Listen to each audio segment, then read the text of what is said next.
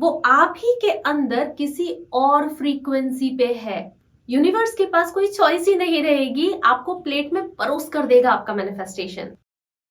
विराट कोहली, आलिया भट्ट, अनुष्का शर्मा, रणवीर, इतने सारे लोगों ने लॉ ऑफ अट्रैक्शन के थ्रू अपनी लाइफ में चेंजेस लाए हैं। चाहे उन्होंने विजुअलाइजेशन करा हो, या लॉ ऑफ अट्रैक्शन बोलो या सबकॉन्शियस रिप्रोग्रामिंग बोलो, लेकिन मोर और लेस जो प्रोसेस फॉलो करी है वो सेम ही है। मेरी अपनी लाइफ में जब लॉ ऑफ अट्रैक्शन आया था, शायद खोने को कुछ था भी नहीं। इतनी सारी चीजें स्टेक पे लगी हुई थी, specially my health and my profession.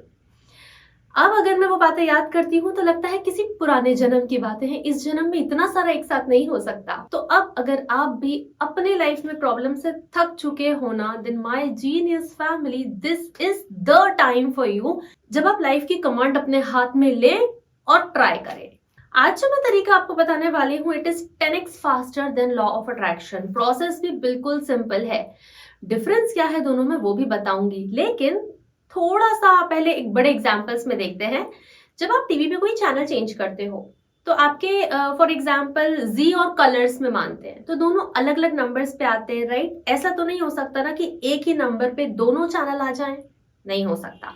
In the same way जब आप रेडियो में स्टेशन चेंज करते हो, वो भी अलग अलग नंबर्स पे आते हैं। फॉर एग्जांपल 92.7 और 98.3, दोनों अलग अलग चैनल है, अलग अलग फ्रीक्वेंसी पे आते हैं।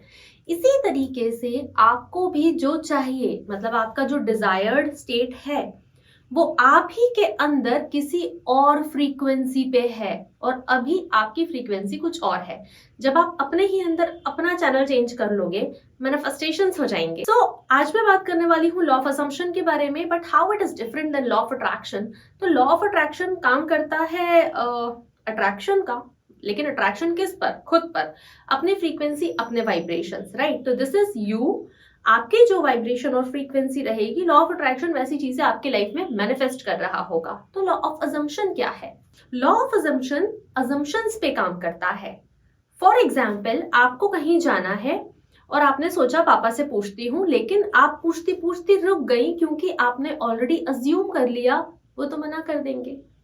तो आप जो एक्शंस लेने जा रही थी वो आप लेते लेते रुक गई क्योंकि आपके अंदर फ्रीक्वेंसी चेंज हो गई। तो लॉ ऑफ असम्पशन को हम ऑलरेडी यूज कर रहे हैं, लेकिन थोड़ी डिफरेंट डायरेक्शन में।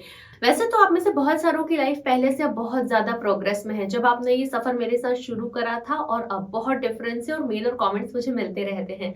स्टिल अगर आप में से कुछ ऐसे लोग हैं जो सब कुछ ट्राई करके देख चुके हैं, थक चुके हैं, लाइफ बदलने का नाम नहीं ले रही है, तो मैं आपसे सिर्फ एक ईमेल और एक व्हाट्सएप दूर हूँ। मेरा ईमेल और व्हाट्सएप दोनों आपको स्क्रीन और डिस्क्रिप्शन में मिल जाएंगे। And if you really want to awaken your inner genius, this is the secret mantra to awaken your inner genius, जो आपको Amazon और Kindle दोनों पर मिल जाएगा।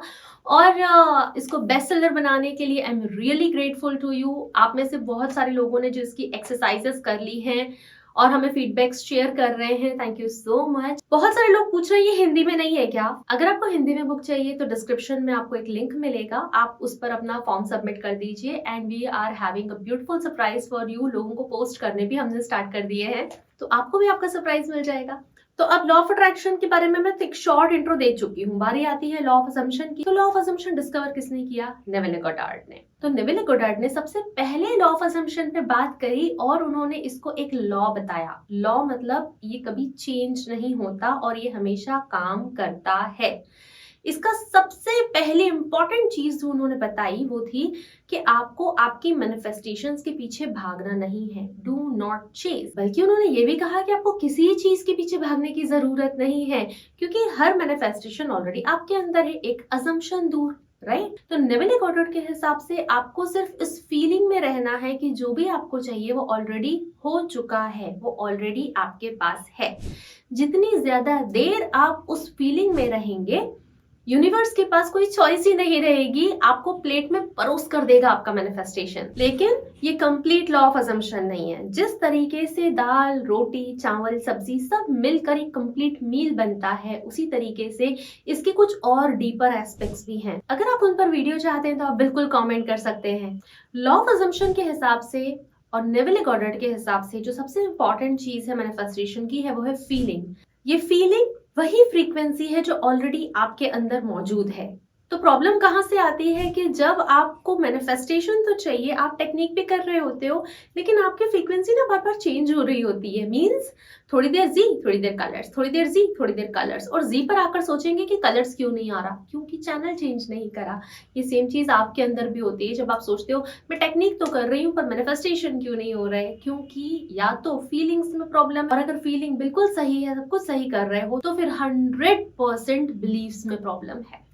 100%। तो अगर लॉ ऑफ असम्पशन पे डिटेल वीडियो चाहते हो तो कमेंट कर देना, और लॉ ऑफ असम्पशन का ये वीडियो जरूर चेक कर लेना, ये आपकी बहुत हेल्प करेगा। सी यू।